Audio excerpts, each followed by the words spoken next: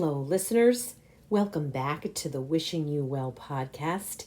This is your space for seasonal wellness and tips for helping you to feel wonderful inside and out and to help you to live your longest, strongest, happiest, and healthiest life.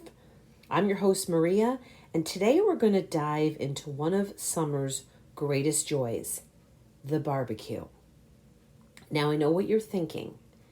Burgers and chips, sugary drinks, all of that adds up to a delicious experience, but perhaps a lot of regret the next day. Not this time. I'm going to discuss with you today how to enjoy every moment of your summer barbecue without sacrificing your health goals. So grab the ingredients, fire up that grill, and let's talk about how to make your next cookout both delicious and nourishing. First of all, you're going to want to fire up the flavor and not the inflammation. What do I mean by that? We're going to start by talking about the main event itself, the actual grill. Burgers and hot dogs might be summer staples, but here's the deal. They are not exactly health heroes of the summer barbecue. Hot dogs, just like other processed meats, are high in sodium and saturated fats, and they often contain preservatives like nitrates. All of these things have been linked to inflammation, and if you eat them regularly, they can increase your risk of getting cancers. Traditional hamburgers, when they're made with fatty ground beef and loaded onto those refined white buns, what you're ending up eating is cholesterol, calories, and a bunch of blood sugar spiking carbs. But wait, there's more. Let's talk about the grill itself. Charcoal grilling, we all know how flavorful it can make your food. It can actually produce harmful compounds. HCAs and PAHs.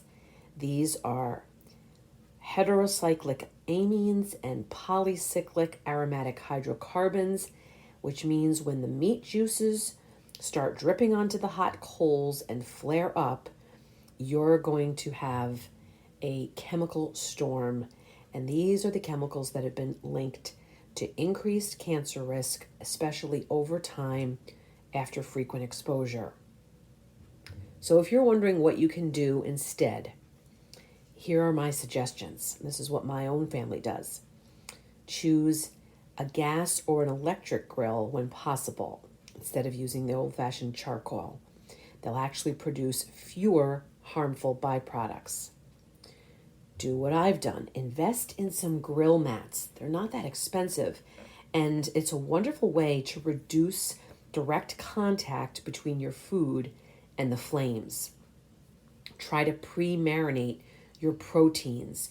When you add in herbs like rosemary and thyme, you're actually reducing the chemical compound formation, while at the same time you're going to be adding flavor and moisture to your proteins. You should definitely be thinking about upgrading what you're eating, cooking, serving.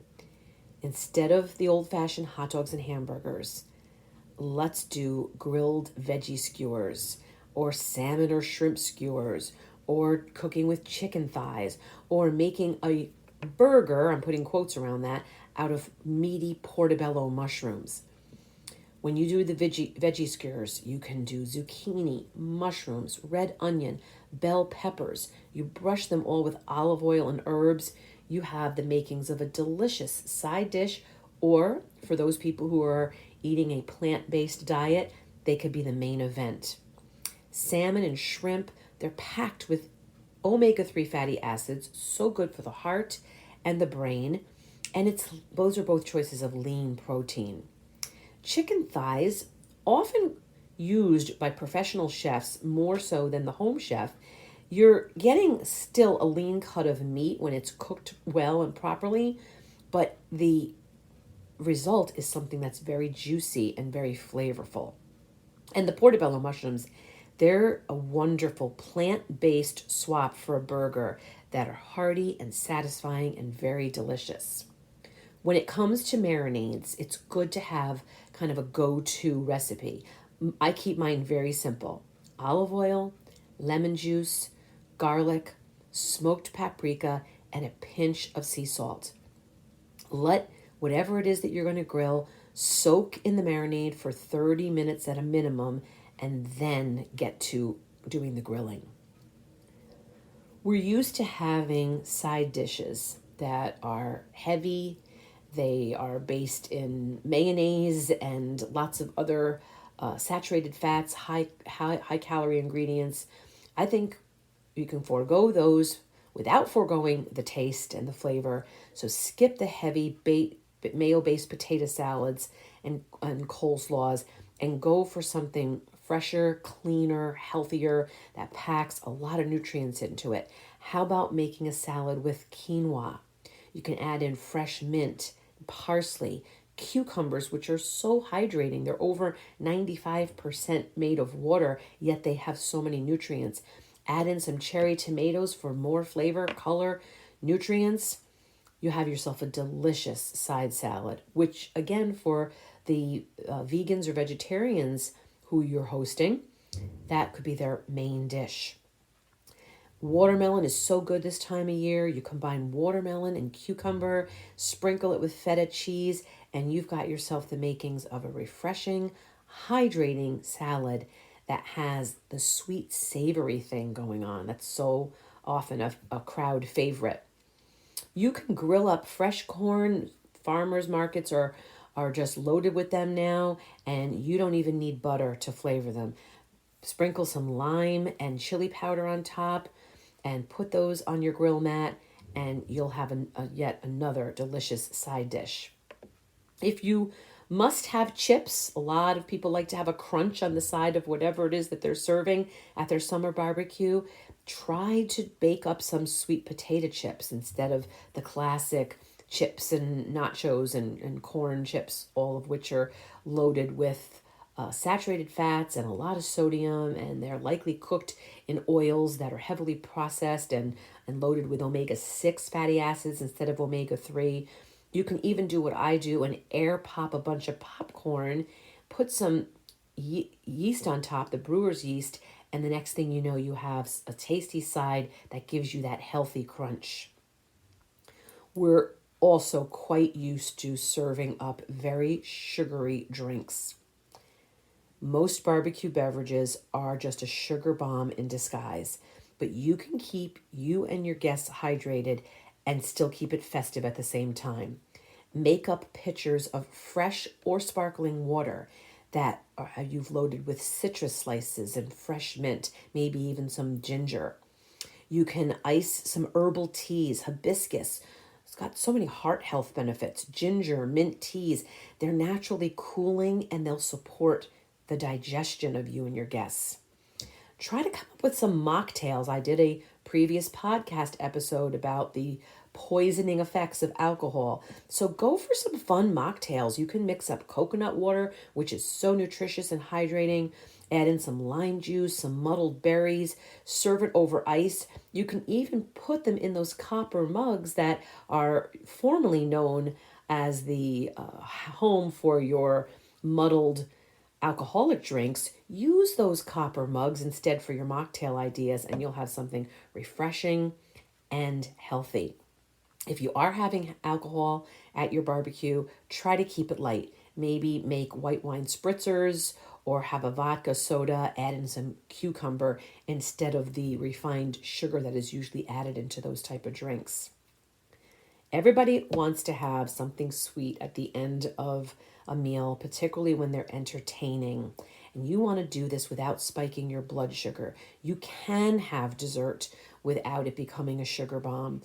Think about things that you can do with fruit, so wonderfully plentiful and fresh right now, and refreshing and nutritious at the same time.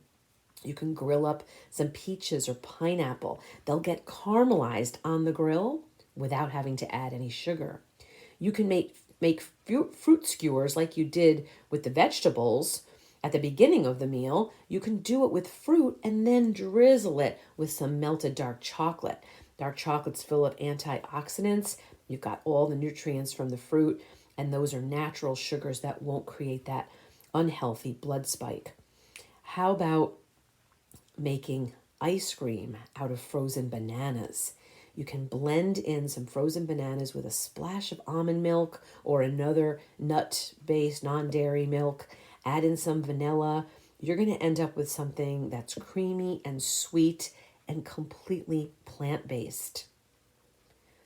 The real secret ingredient to having a healthy and happy barbecue event is not what's on the plate. It's what you're surrounding the food with. It's the fresh air, it's the joy, it's the people you're sharing it with, and it's you being a host that's going to show your family and friends and loved ones that you can still maintain a healthy routine, stick to your plan of living a longer, better, stronger, healthier life, and have delicious food while you're doing so. So yes, it might be the burger and the hot dog that you think of first when it comes to a summer barbecue.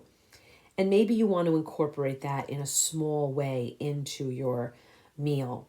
Just be mindful, as always, of balance. Try to choose better ingredients, grill smarter, fill your plate with color and variety. And the next thing you know, people will be asking you for more. That's all for today's episode of Wishing You Well with Maria Patrick. If you try any of these healthy barbecue ideas, please let me know. I'd love to see your creations. And don't forget to rate, subscribe, and share this episode with a friend who's ready to improve their grill game. Until next time, stay well, stay healthy, savor the season, and know that I will be wishing you well.